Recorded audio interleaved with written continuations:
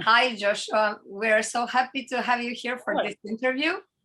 And maybe it's better if you do some short introduction about yourself so that I don't make any mistakes. Sure. Thank you for having me and speaking with me.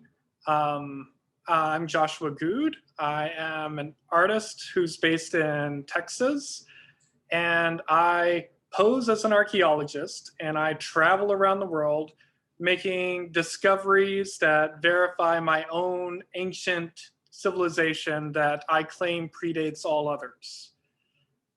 So these are typically during archaeological performances where I invite the community to help make discoveries and really just invite discussions on what is real and what is fake, and how do we, modify the way that we research and get information, and what we assume is truth.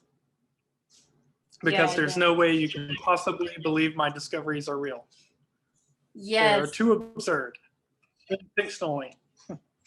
Yeah, these sculptures are amazing. I mean, obviously you're using things that are a representation of contemporary culture and you're combining them with some ancient parts. So like this combination, I mean, like because of the material, sometimes it's not obvious at the first glance if you don't like you have to start thinking like, what is it that I'm seeing? So in that way, like at the first glance, when you see like copper with this patina, like it makes it look more authentically old. But then like when you start analyzing and like thinking what is it that you're seeing, then you start see like, for example, like Bart Simpson in combination with dinosaur. And I really love that piece. And in that way, it's really, I was really amused when you were saying how some people were thinking that that is like for real and that they got into arguing with you. How is that possible? And if you can, maybe you can retell this story. I love it. Well, thank you. And it's, trying to walk a thin line between something looking like an ancient artifact and then being absurd enough to realize it's a fake. Like if it's too obvious, then you don't engage with the piece. And then if it's not obvious enough, clearly people walk away thinking it's real. And some of the things that I think are fairly obvious, like having a Bart Simpson head on a dinosaur body, there are a surprising amount of people that believe that, and will then get into a debate with me about how this could be possible. And it is really fun to look through Instagram comments on my feed when I have some of these discovery posts. And most people get the joke and they have fun with it, but the ones who really believe and get into it and think that that is more proof of giants or aliens or things like that are really amusing and a little sad, because all you have to do is click on the picture and look at my link and I tell you exactly what I'm doing. And then some people will get mad about that too. They're like, you're trying to me, after they realize they just got that they believed it for a minute, and then they get really angry. So those are actually the ones that I think are funnier, when they believe it and then realize they got fooled. And get extremely mad, and will, like, some of the comments I have to delete because there's so many expletives, and it's like, wow. Yes, it is really incredible, and it serves you in like this way of presenting your work on Instagram, like in social media in generally, like how people can engage with the work. I think like that adds another level of interaction and how we perceive and everything, and especially artworks. It's fascinating. Also, I think, yeah, those that are really not at ease with your work, that they really do believe, truly believe, I think that serve you good. Like that proves that your work is like worthy of being exactly hitting the mark. I mean, obviously, culturally speaking, like there are weird beliefs. I mean, it's a little bit worrying that they are really believing in such stuff. But again, they wouldn't be believing if there is something that is in the culture, like on some level, that makes them actually believe, and then provide you the the space to tell them it's not true. Yeah, it's interesting point. Yeah. Huh. Then the pandemic really allowed me to explore this social media aspect of it, because I needed a way to still engage. And until that point, everything had been mainly in person. And I had done like little mockumentary videos that I would put out. And they would take a lot of time and effort, and I would, you know, really try to put some production quality to copy like a History Channel type format. But then I realized the simplest thing is just having, you know, the like my hand with dirt behind and a sculpture there with me, and it's all I needed, and I can do that in my front yard. And the way people will take for granted, just, okay, there's some archaeological dig here in an exotic location, and they found this, instead of it's in a suburban home in North Texas, like it's in Dallas, and it's in, you know, a flower bed. And it's one quick photograph. So it really became a fun thing to explore on what people would accept as reality, and how I could get away with just these ridiculous things. Yes, it's really incredible. And also like how people are having this attention, like no one really wants to go and read, as you said, like they can go and see who you are and what you're doing, and that's art and all of this. Like it's really interesting how we can play with the reality as an artist, and also like how we can change things so easily. And this brings attention, like what people will believe, like for real, like in news and anywhere in general. It's on TV, it must be true. Right. I have a teenage daughter, saw this on TikTok. Like, it's not true, you saw it on TikTok, you saw it on YouTube, but what? That doesn't mean anything. Yeah, anybody can put it out there, like, yes, it's incredible. And she even is in the same house with me. Like, she sees exactly what I do. And then she'll still come and be like, I saw this on YouTube. Like, I put things on YouTube. Like, come on. Yeah, that's very valuable experience that like she gets to get this from you, that like, because a lot of people wouldn't even question this, and like they don't have anyone else to point it out to them that actually it's not true just because you saw it out there. Right. Yeah, that's really interesting. Like with media, how do we perceive world through media? There was this famous who was it, like that it was like on TV, it was showing that like there was a protest with, like it was looking on TV that there was like huge protest. I think it was here during 90s, and like telling people that like the protests are engaging like thousands of people, and it was like 100 people, like from different angles, like from close up, and then like you go outside, it's like 100 people, it's nothing. But on TV they're presenting this as a political game, like they wanted to show it's like more important than what it is. So yeah, I can't remember exactly which one was, because we had a lot of these kind of games here during the 90s. So like, it's okay. It reminded me, I can't remember which actor was it. It's a famous actor, and he had a famous role, and he was known by the role. I can't remember who it was. And then he was telling a story. He had a small daughter, I think, and he had to go to work, and she wanted something, and he was explaining to her, like, Daddy has to go to work, and then he said the name of the character he was going to play, or was playing maybe in a series. I can't remember exactly, but the point was, when he said that he's going to play that character, and she was like, you are that guy? He looks the same on TV as it, like, as it home, like he has no mask or something. Like, that was so funny, like, yeah. So for many, many months, he was in that role and she was perceiving like a split person, split subject. Like, Yeah. it's not the same. This is somebody different there on the TV. Yeah, that's interesting. Yes. It's like Superman and Clark Kent.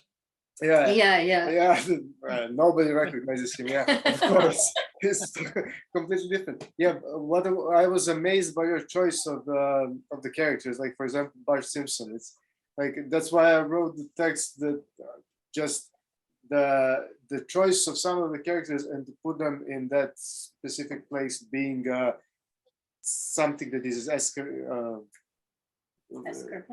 no, I'm sorry, I forgot what the word is, but part of the archaeological excavation. Yeah, it's amazing because it's like completely reversal of the process. Usually you find something and you have to figure out the story for it, and then you need so much clues to get into. So you find something and you need your desire to work the story, what was there, when you take the facts into it. But you did completely the opposite. We know everything about Bart Simpson, Right. everything, like pop icon, and then you finally fossilize it. You put it like there, like a artifact. I like that reversal of the process of the history. Yeah. Yes. How did you start doing this? How did you start choosing the characters? Like when you were starting at first? Well, the characters and my love of Simpsons goes back to childhood, and autobiographically, like all of my work is about, referencing my childhood and, some of the traumatic experiences along with that. And the Simpsons were always a comfort. Was something that was distracting and comforting through my childhood. And I found different ways to put it into paintings and artwork, like all along as an artist. Like Simpsons would kind of find a way in there. And what I started to realize more with that is how iconic it is and how it's something that is universally recognizable. So then when I started to play with the archaeological ancient artifact aspect of it to highlight the absurdity, it needed to be something that is pretty recognizable right away as a pop culture icon. And there's too many. I've played with other characters, I've played with other things, but none of them have had the same iconography as The Simpsons. I mean, it is something that is truly universal and it expands all cultures. You can recognize them. Now, people might not understand the characters. They'll call Bart Homer and vice versa, or they'll have the name wrong and it'll be like some horrible misspelling of The Simpsons, or it's like, oh, the Flimpsons, or like, but they recognize that it's something that isn't supposed to be there and doesn't, it doesn't match the timeline that I'm trying to imply. So they realize something in their head triggers. I recognize that there's something suspicious. Yeah. That's so good. So so on the level of the image, like it is so recognizable, like it's an imprint now. They don't even know how to say it, but yeah, we know what it is. That makes that's so good. Yes. And what about archaeological part? How did you start playing with this idea that's like something, like we were talking like during the virtual residency, like we were discussing, like I was sharing my art that is related with shamanism, and you were also saying that like you have some experience like from your childhoods, and also like, so like all these connections I find them really interesting. Yes. From the strictly archaeological standpoint, when I was in art school, I had friends who were archaeologists and we'd have these discussions because I'm a history nerd.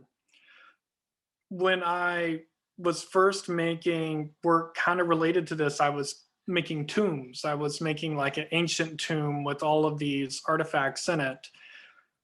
And I wrote a grant proposal to investigate funerary practices of ancient civilizations, like as far back as I could go.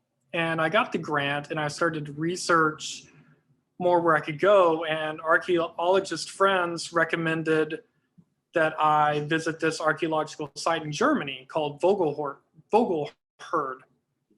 And it's one of the earliest sites where they found sculptures made by Cro-Magnon man, carved out of mammoth bone, and mammoth tusk and bone. So they invited me to come and be part of this excavation, and I had no idea what I was doing. I'd never been on an archaeological excavation. This is like 10 years ago now, and they just had me join the team. I was up front, like, I'm an artist, here's what I'm researching, and they're like, yeah, great, you can help out.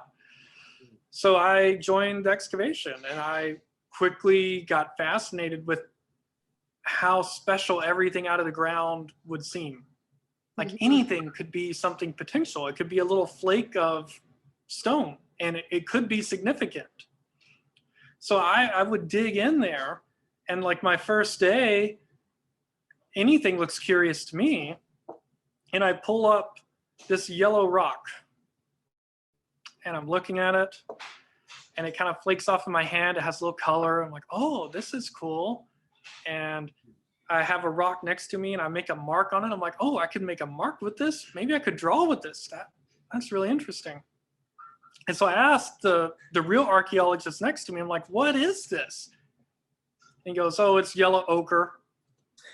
It's like, oh, wow. I just feel like I went through the whole process of what our ancient ancestors did in making art. But then he takes it from me and he tosses it to the side. He's like, that's nothing, that's trash.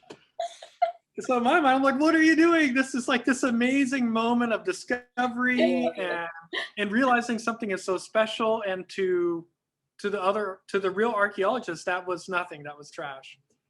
And so then, in my head, kept having this debate on, well, what makes something unique? What makes it special? And then adding into it the moment of discovery, of digging something up, that idea of treasure hunting.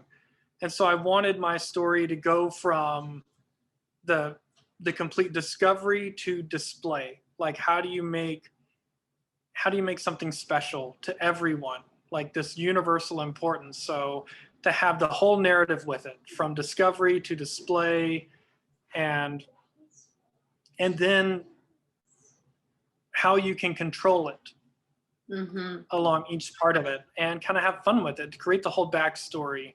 And it separates it a little bit from creative control, because I am really saying I found an object. So I'm saying I didn't make this. I found it and I describe it. So it takes the pressure off as an artist as well, because I can be like, well, I didn't make that. Ask the person 10,000 years ago who made it if you have a visual problem with it. You think the color harmony is wrong, that was a 10,000 years ago thing. So it allows me to play with all these different aspects and kind of keep things fresh in a way, instead of in the studio also like repeating the same thing every day. So yeah, that's how the archaeological thing started, and I just kind of kept with it. And I've joined other real excavations, and I love having conversations with real archaeologists who fortunately appreciate my work and like that it draws attention to the problems that they face. I mean, they hate the ancient alien things and, all of these ridiculous things that I'm making fun of. They have big problems with it, and like that I draw attention to these issues and encourage people to look at the real research.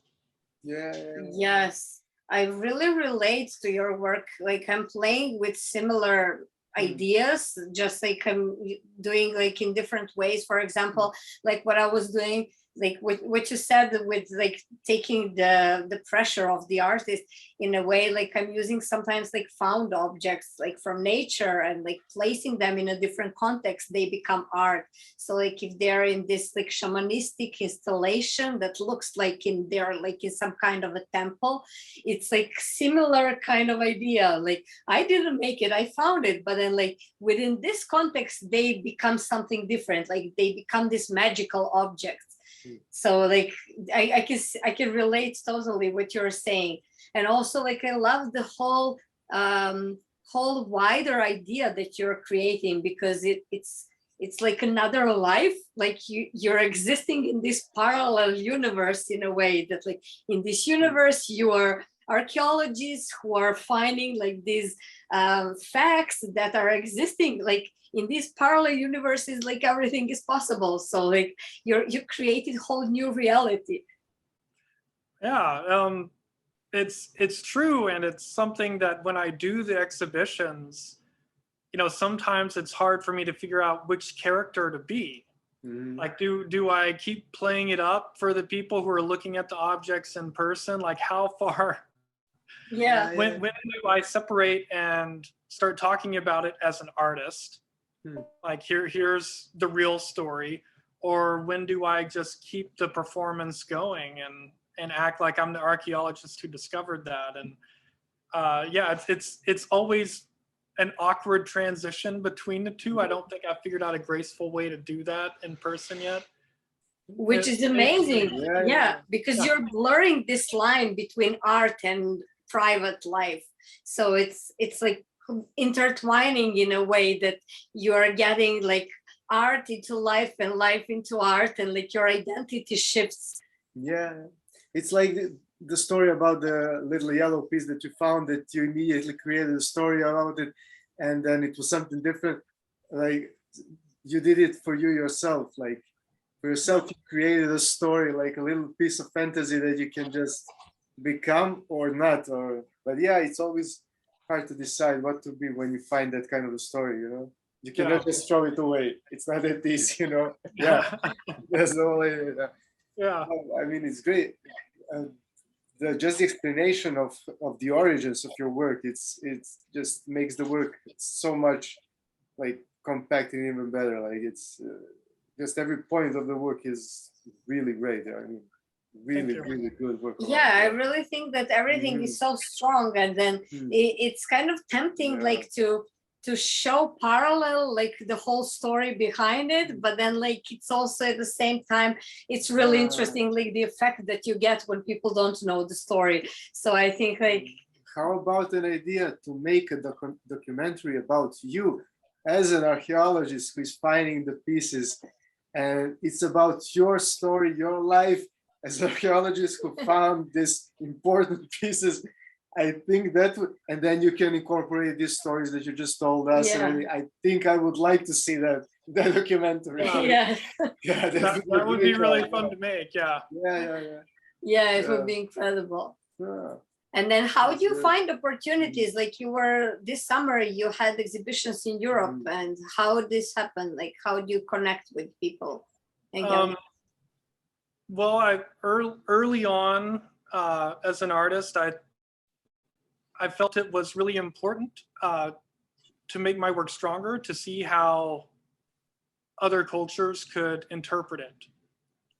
Instead of, thinking about in grad school that your artwork is kind of in a vacuum.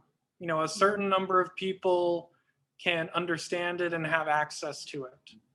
And I didn't like that part of it. I really wanted to reach a larger audience. So I initially, as a young artist, I was looking for opportunities abroad to test my work. And I was fortunate and did a few, one of my first international exhibits was a museum show in Shanghai, China, and was able to go there and grow from that experience. And then I would end up making contacts everywhere I'd go. So I would meet people and work with them and have a positive relationship, and that could lead to them recommending that I look at another opportunity somewhere. And so it just kind of organically spread that way. From that grant, I traveled around and did exhibits during that time. And every time I go somewhere, I meet people and talk to them. I'll reach out and connect. And the recent shows I've been lucky have been found through Instagram. It's 2 galleries that found my work on Instagram and felt connected to it and wanted to collaborate. And we worked together to do exhibitions. And even on this trip, we passed through Paris, and I met with a gallerist there who likes my work, and now we'll do an exhibit in the future. So it's kind of everywhere I go, have interesting conversations and find ways to connect. I mean, just like with you, you know, I saw we were connected on Instagram and you did the call, and I love opportunities and I love saying yes to something new, and thought it would be a great way to, you know, expand my work and meet other artists and try to grow. Yes, that was really great. That was our first virtual residency that we did when you attended. And we're so happy. Now Abigail is in Belgrade and you two also connected. And we find this experience like really valuable. And now we continue doing virtual residencies. So like we're so happy that we connected. We would love if you come to Belgrade. Next time you're in Europe, you should plan to come. I know, I would love to visit. Yes, everything is closer in Europe. So like maybe you can have an exhibition in our gallery. That would be so lovely. Yeah. That would be amazing. Yeah. Yes, let's plan this. Yeah. Yes, now Abigail will have exhibition. We're making opening on Tuesday and she's staying for another week after that. So like that will be really interesting. We connected her with one artist that was here in Belgrade in March. He's also doing something with basketball at that time. And now they connected and now he's doing virtual residency. So everything is connected in all different directions. Right. Yes. And that's really the great thing about social media, is that it's allowed all of us to connect and find all these interesting overlaps where we're all interested in similar ideas or programs and connecting. So I think that's a great benefit. I know there's all the downfalls of Instagram and Facebook, but at least that is a positive. Yeah, true. I mean, if one good thing came out of Corona for us, is like this virtual residency. It's like, it's amazing how fast just things started happening and changing, how many people engage in such a little like time, like just few months. Like before it would take for all this actually to make so many plans for the exhibitions and everything, and to make exhibition, that would just take at least years for some. This is happening in like 6-7 months. Like, so I guess there is something good. I mean, not good for out of Corona, but good out of the situation that everybody had to be reorganizing their lives and be in the space of social media because they couldn't be in the space outside. And that came out, that thing that came out of it. So I think it's good. I mean, with everything, it's the way how you use something. So like using social media and like with the Zoom meetings, I think like it's so valuable that people can connect in this way and that we can share experiences. I mean, like one of the main goals of these interviews, I think it's that people get the chance to meet the artist in a way, like that they can hear like you talking about your work. And my idea was like that people can have the chance to see that how people from different backgrounds have like different points of view about the art, but that we can still share things and we can discuss like the art processes in a way. And I think like that's the most valuable part, that like we can like discuss all of this and that everybody can have a chance to see it. Yeah, also I don't think we would have a chance, for example, if we were collaborating with you and just you're coming for exhibition and just the regular usual stuff, we wouldn't have a chance to hear maybe the part of the processes that you went through. that's my experience. Usually don't talk about those things. And I think that is really, I mean, that's precious to know, because it makes the work even more interesting most of the times. I mean, I can probably say 100% of the time it is better with a story, because it just makes it better, you know. So I think that's very, very valuable. Yeah. Yeah. Hmm. And Hmm. how did you like this? Was it your first virtual residency that you did with us, or did you do it some other time? Did you like it?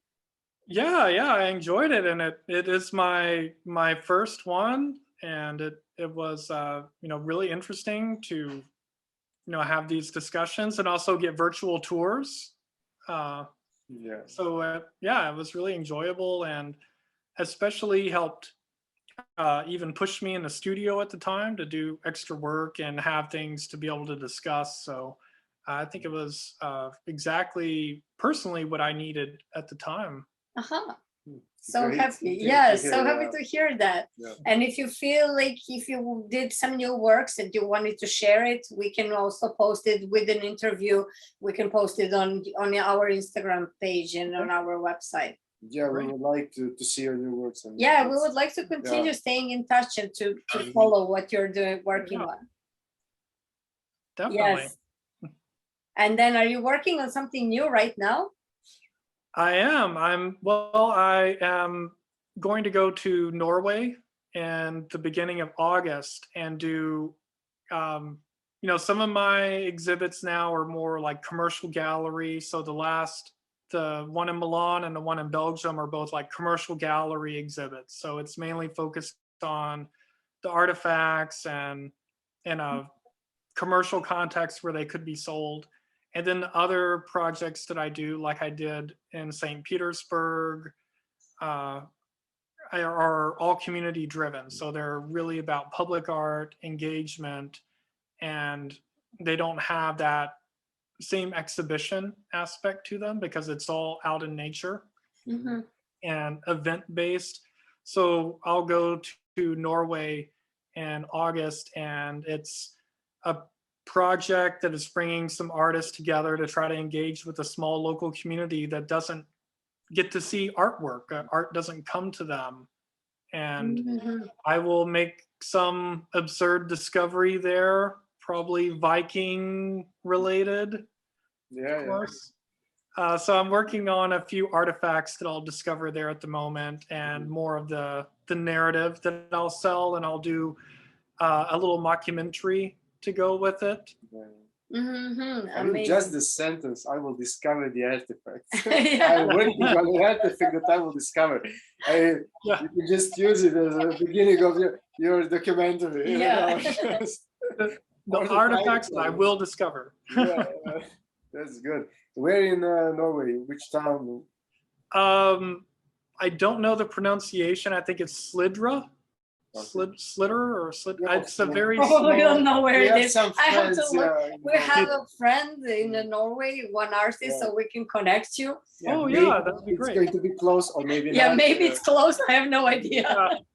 I have no idea. I've never been to Norway before, so I'm excited to go to a completely new place and explore it, and create a new bizarre mythology. Yeah. How far north is it? It looks like it's like 4 hours north of Oslo. I guess that's pretty north. That means that you will have this daylight probably the whole time. Yeah. Yes. I look forward to that. I enjoyed it when I was in St. Petersburg one summer, the white nights.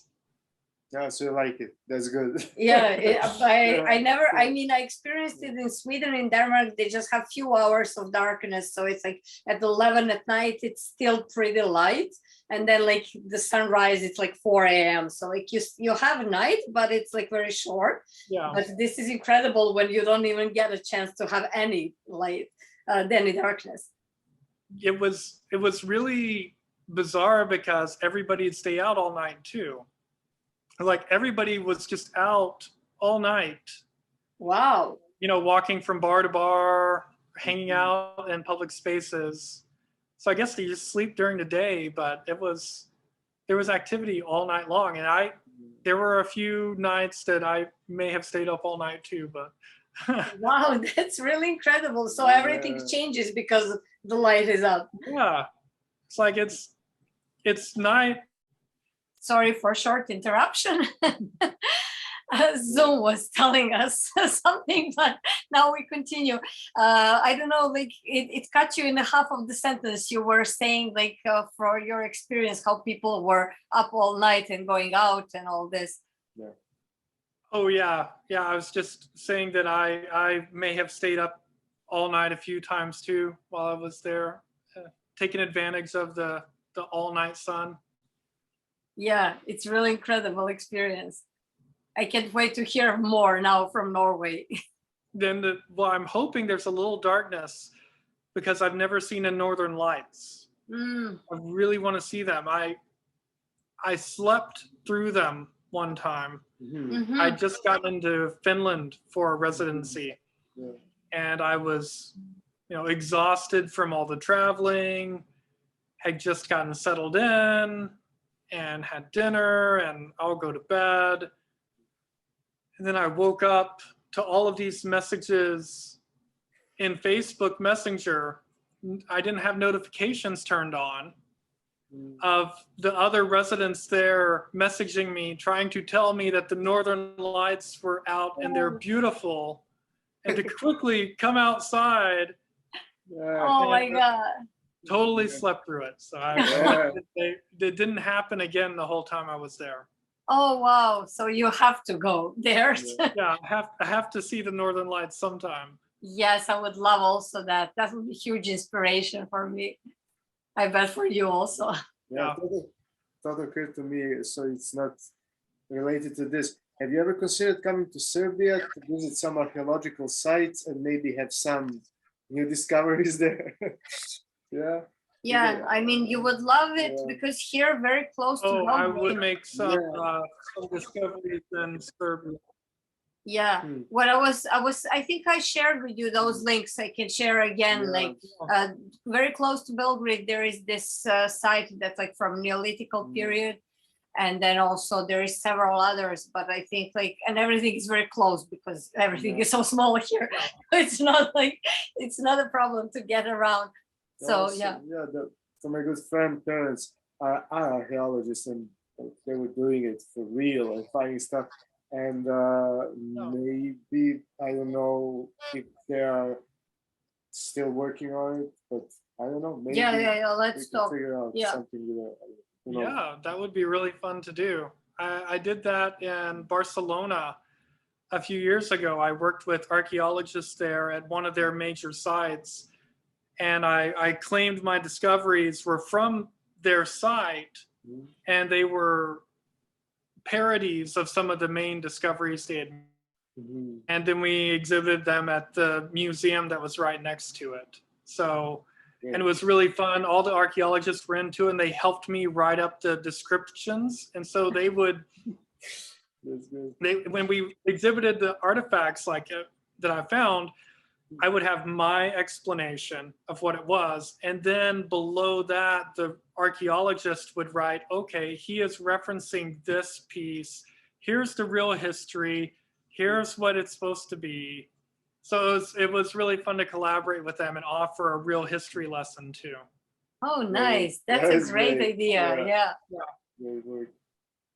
Amazing.